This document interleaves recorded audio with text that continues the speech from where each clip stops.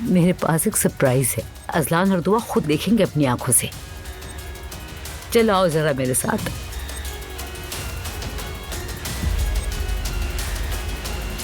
पसंद आया और बहुत ये मुख्तलिफ है। हाँ जाहिर है, मैंने लगवाया है तो पसंद तो आएगा, और इससे नजर नहीं लगती। आपकी मेहनत साफ नजर आ रही है। आपकी इस मेहनत के लिए शुक्रिया अम्मी, बहुत मेहनत की।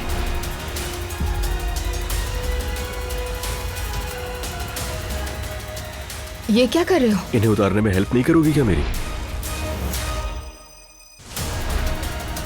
अरे ये क्या कर रहे हो, पागल हो गए हो क्या?